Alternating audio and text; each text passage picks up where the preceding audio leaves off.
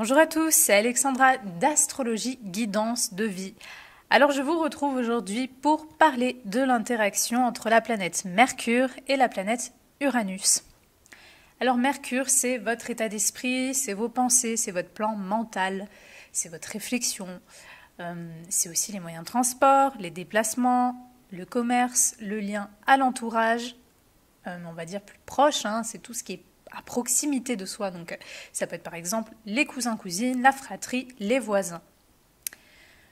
Uranus est une planète d'affranchissement, de liberté, d'indépendance, de révolte. C'est aussi une planète de science, on l'oublie, mais c'est une planète de science, de recherche, d'innovation. C'est une planète qui est assez en avance sur son temps, on va dire, qui est très axée sur le futur. C'est une planète qui a une énergie un petit peu électrique. Donc, qu'est-ce qui se passe quand on a ce genre de lien entre Mercure et Uranus? Alors déjà, il faut savoir qu'on peut souffrir à certaines périodes de sa vie de nervosité. On peut être assez nerveux dans son plan mental. Il y a une énergie électrique en fait. Donc, on peut souffrir de nervosité.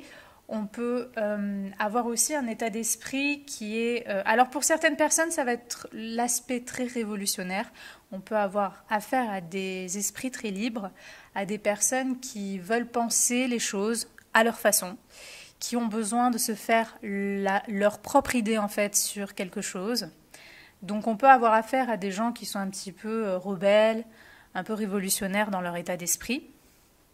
On peut avoir affaire à des gens qui aiment l'adrénaline dans leurs mouvements ou leurs déplacements, qui aiment bouger. Ça peut être aussi un autre cas de figure.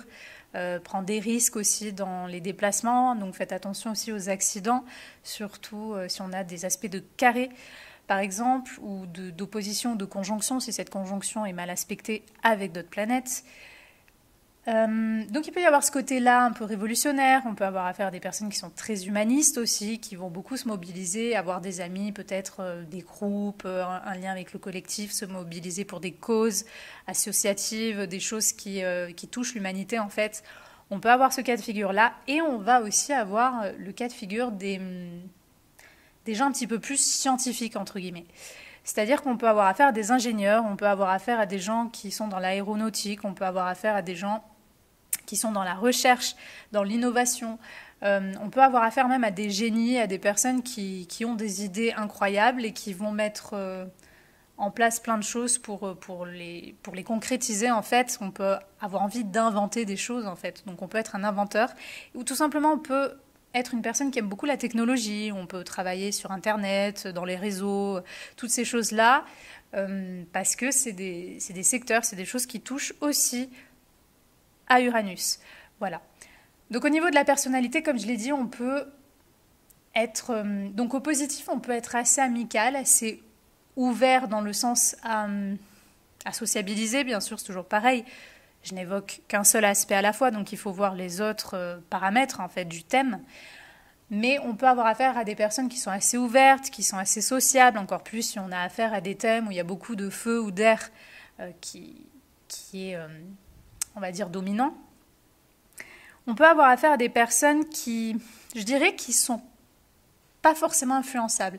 Et ça peut être quelque chose de positif parce que du coup, elles vont, comme je l'ai dit, elles vont avoir besoin de se faire leurs propres idées sur certains sujets. Du coup, elles vont peut-être rechercher par elles-mêmes. Elles vont essayer de se faire une opinion sur certaines choses.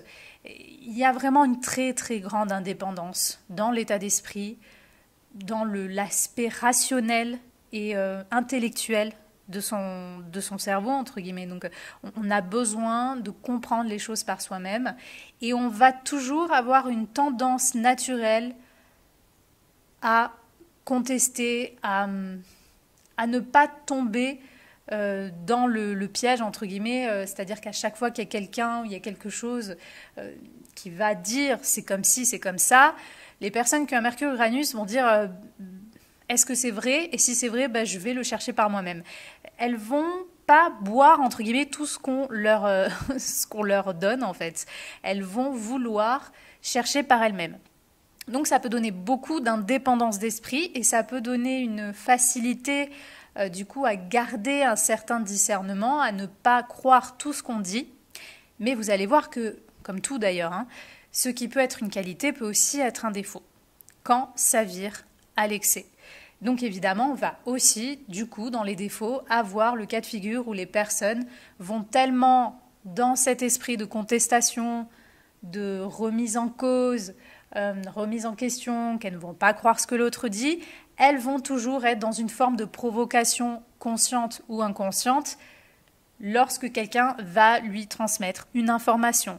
C'est-à-dire qu'elles vont toujours avoir besoin de contester, de ne pas croire à ce que l'autre dit.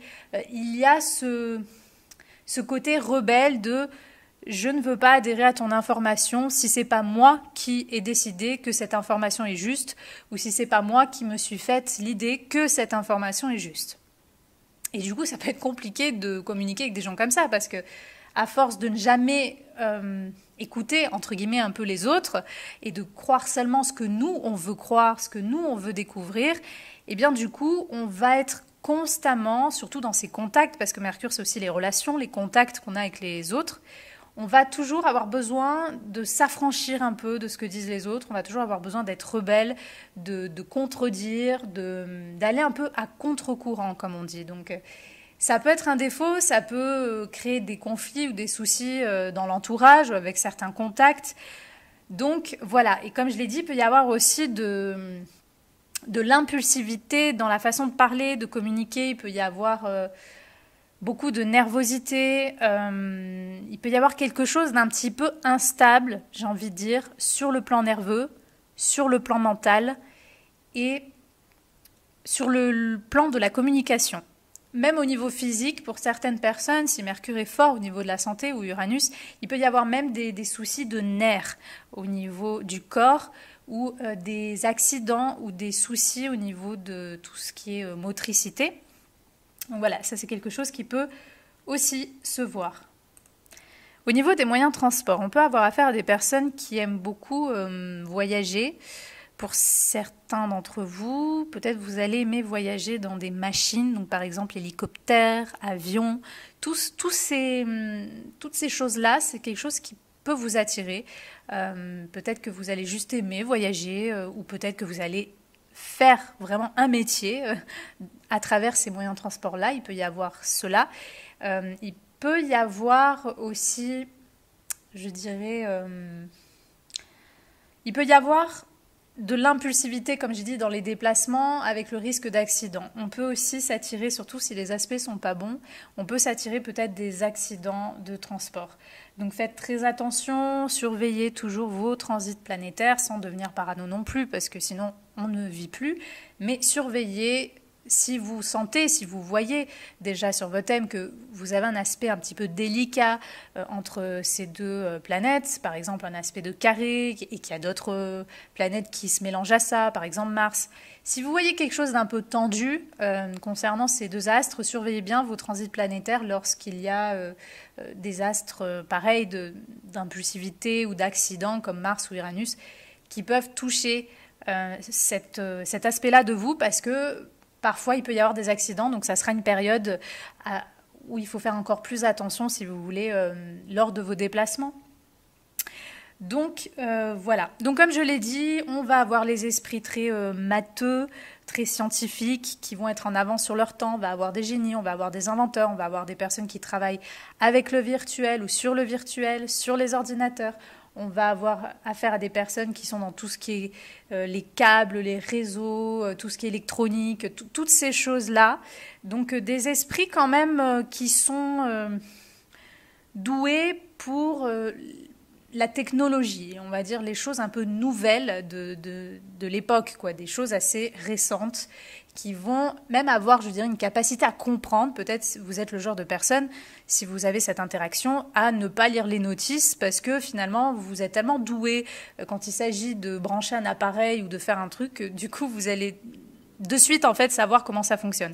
Donc, il peut y avoir ce genre d'esprit-là, puis il peut y avoir, si on a affaire à un thème beaucoup plus porté sur le social, humaniste, tout ça, on peut avoir affaire à des personnes qui vont beaucoup être dans le domaine associatif, qui vont être révolutionnaires, qui vont vouloir se battre pour des idées, pour des causes, qui vont vouloir contester peut-être l'autorité, qui vont... Vous voyez, ce genre d'esprit-là, on peut avoir affaire à ça également.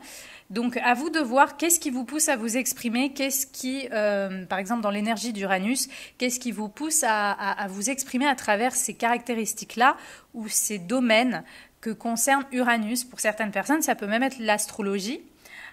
Donc, si vous aimez l'astrologie, vous pourriez parler au nom de ça.